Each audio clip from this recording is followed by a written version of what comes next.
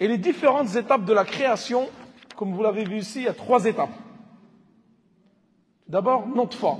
Au bout de 40 jours, il est comme une semence ou un liquide en faible quantité.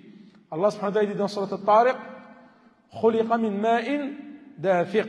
C'est-à-dire que l'homme, il a été créé d'une giclée d'eau.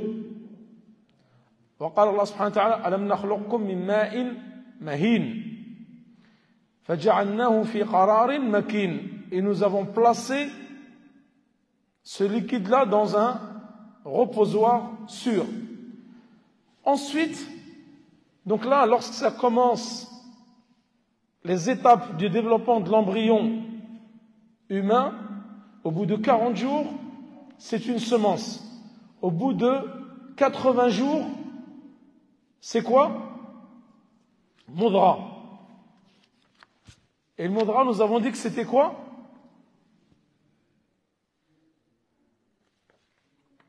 Un morceau de chair. Ensuite, ensuite mudra, ensuite alaqa. Donc l'alaqa, une adhérence, nutfa, c'est le liquide. Et ensuite, alaqa, c'est une adhérence qui vient s'accrocher, ou à mudra, c'est la 3e étape, au bout de 120 jours. Et ça, c'est un morceau de chair qui s'accroche. Donc ça, c'est les 3 étapes de la conception de l'embryon. Donc là, la première étape, nutfa, désigne une toute petite quantité de liquide. Nutfa, c'est juste un peu de liquide. Ensuite, ce liquide, il va s'accrocher, et ça va être une alaqa, qui est un sang épais coagulé.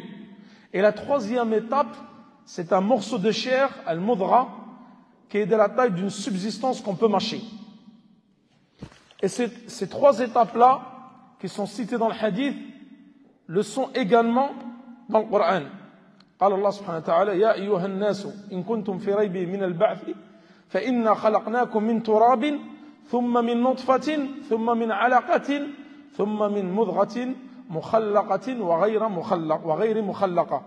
C'est-à-dire là, les 3 étapes qui sont citées dans le hadith de Abdullah ibn Mas'ud, elles sont citées également dans le Coran qui est sur Al-Hajj. Ô homme, si vous doutez au sujet de la résurrection, c'est nous qui vous avons créé de terre, puis d'une goutte de sperme, puis d'une adhérence, puis d'un embryon normalement formé, aussi bien qu'informe.